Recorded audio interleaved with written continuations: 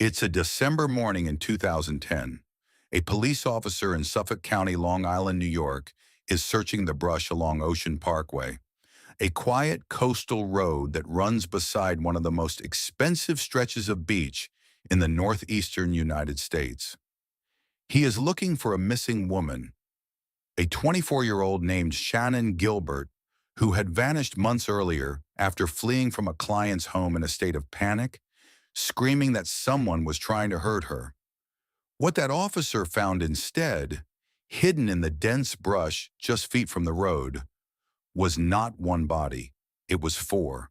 And then, as investigators widened the search, six more. 10 sets of human remains, all within a 2-mile stretch of road, all hidden within feet of one of the most trafficked coastal highways in New York State. Hidden so well for so long that investigators estimated some of them had been there for years. This is the story of the Gilgo Beach murders, one of the most disturbing serial killer cases in American history, a case that went unsolved for 13 years, while a killer lived freely, worked openly, and raised a family. And what I'm going to show you today is not just what happened on that beach.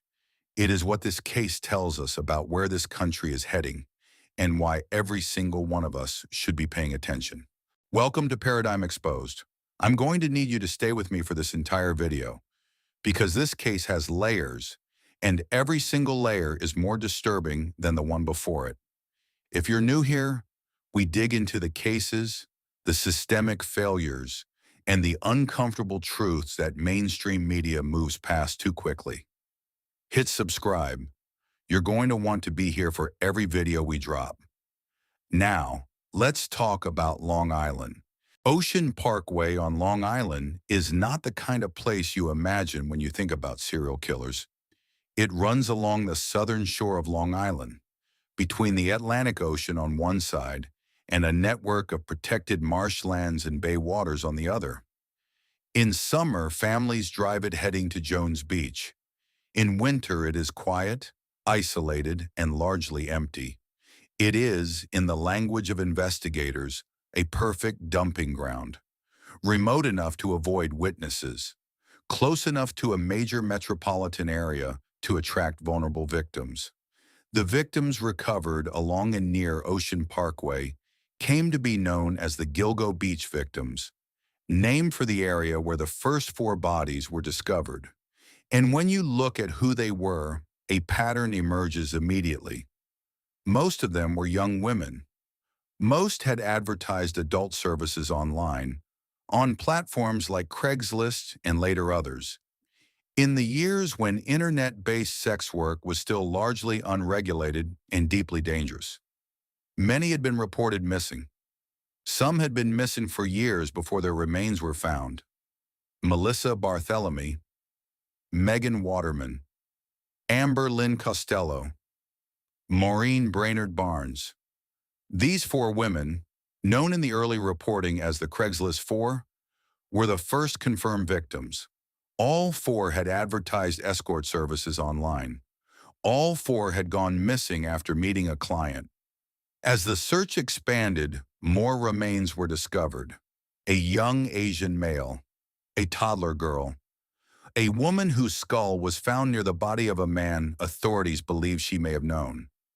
The case became increasingly complex and increasingly disturbing with each discovery.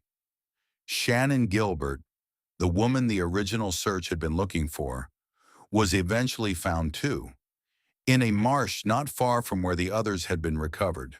The circumstances of her death remain disputed to this day. These were real people, with families, with children, with people who loved them and spent years not knowing what had happened to them. And for 13 years, the person responsible for their deaths walked free. But here's the part that changes everything about this story. The Suffolk County Police Department launched one of the largest investigations in Long Island history. Hundreds of detectives were assigned. Thousands of tips were processed. The FBI was brought in. Forensic experts from across the country examined the evidence. And for 13 years, nothing. No arrest, no charges, no justice for the families who have been waiting, in some cases, for over a decade. Now, I want you to really sit with that number. 13 years in one of the most densely populated states in America, with the resources of both the Suffolk County Police and the FBI, and a killer who, as we would eventually learn, was not some ghost, was not some untraceable drifter living off the grid. He had an address, he had a job, he had a family, he showed up at community events, he coached his child's sports team. So the question that has hung over this case since the very beginning is not just, who did this? The question is, how? How does a person commit at least 11 murders over the course of multiple years and remain completely invisible to law enforcement? Part of the answer is the nature of the victims. And I want to be direct about this because it matters. The women who were killed were engaged in sex work, and for years the response of both law enforcement and the media reflected a deeply troubling bias. Tips were not followed with urgency. Resources were not deployed at the scale the case demanded. Families reported feeling dismissed when they came forward. A retired Suffolk County detective named James Burke, who had been chief of the department during part of the investigation, was later convicted of a separate federal crime. His misconduct raised serious questions about the culture within the department during the critical years of the Gilgo investigation. Was evidence mishandled? Were leads buried? Were there people within the department who knew more than they ever admitted? Those questions are still being asked, and they have never been fully answered. But in July 2023, something finally changed. On July 13, 2023, police arrested a 59-year-old man named Rex Heuermann outside his office in Midtown Manhattan. Rex Heuermann was not a drifter. He was not a convicted criminal. He had no prior record of violence. He was an architect, a senior partner at a prominent Manhattan consulting firm. He had worked on high-profile projects across New York City for decades. He commuted to Manhattan from his home in Massapequa Park, a quiet suburban town on Long Island, less than 30 miles from Gilgo Beach. He had a wife, children, neighbors who described him as quiet, unremarkable, the kind of man you pass on the street and immediately forget. And according to prosecutors, he was one of the most prolific serial killers in the history of New York State.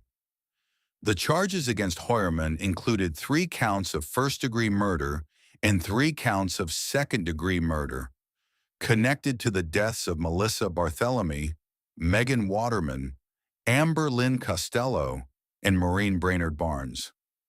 Prosecutors later added additional charges connected to a 5th victim. The evidence presented was staggering.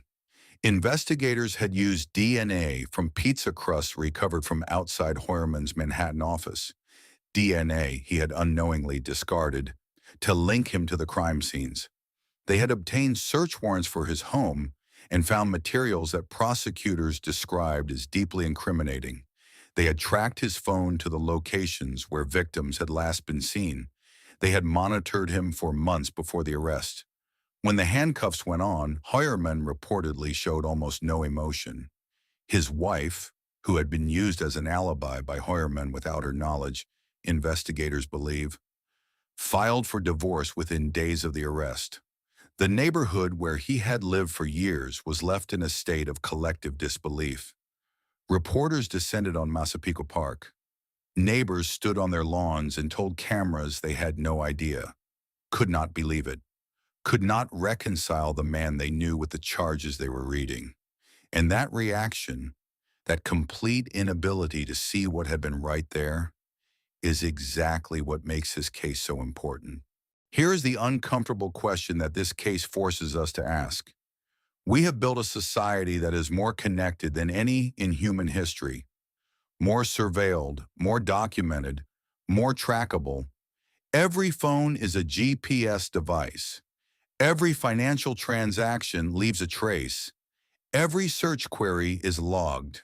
And yet, a man lived a double life for years, possibly decades, inside one of the most populated metropolitan areas on Earth. He went to work. He came home. He attended school events and neighborhood gatherings. He was, by every visible measure, ordinary.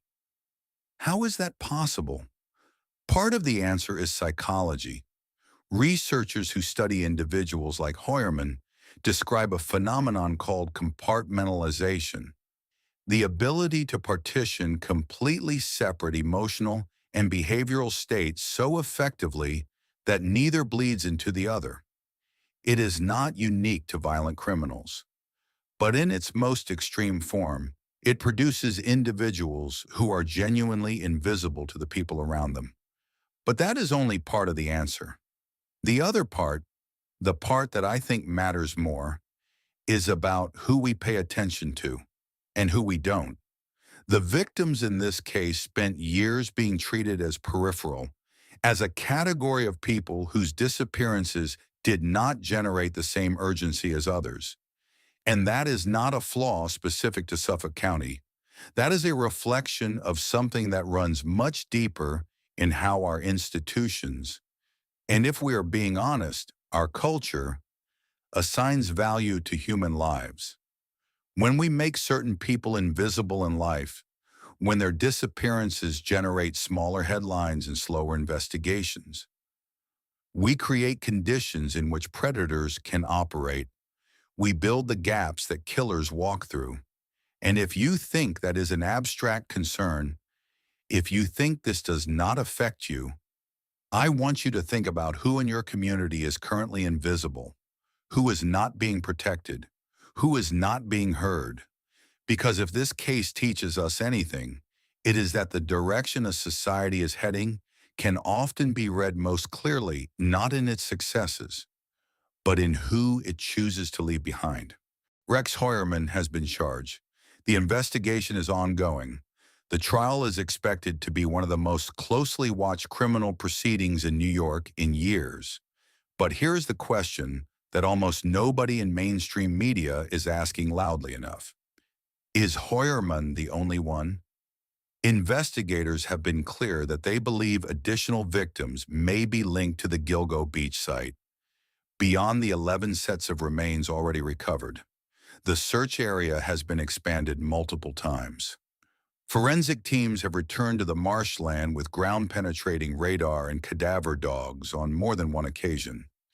There are also victims whose cases have never been officially linked to Heuermann, whose families are watching this trial with a different kind of desperation. Not the desperation of closure, the desperation of wondering whether this is the answer they have been waiting for, or whether their own case is still completely open. And then there is the question that investigators have publicly acknowledged but not yet answered. The evidence suggests that Heuermann may not have acted entirely alone in all instances. Prosecutors have been careful in their language, but the implication is there. And for the families of the victims, it is impossible to ignore. Were there others involved? Were there people who knew or suspected and said nothing? Were there failures within the system that went beyond incompetence and crossed into something more deliberate? Those questions are not going to be answered in this video. They may not be fully answered in the trial, but they are the questions that define what this case ultimately means. Not just as a criminal investigation, but as a referendum on the society that allowed it to happen. Melissa Barthelemy was 24 years old. She had a younger sister who spent years posting online, searching for answers, refusing to let her sister be forgotten. Megan Waterman was 22. She had a daughter she was trying to get back to when she disappeared. Amber Lynn Costello was 27. Her friends described her as generous, funny, and full of life. Maureen Brainerd Barnes was 25. Her family never stopped searching. These are not statistics. These are people. And for 13 years, they did not receive the justice they deserved. not because the technology to find their killer did not exist, but because the systems that were supposed to protect them moved too slowly, cared too little, and prioritized the wrong things. Rex Heuermann is in custody. The trial will proceed, and whatever the outcome, the record of these 13 years will stand.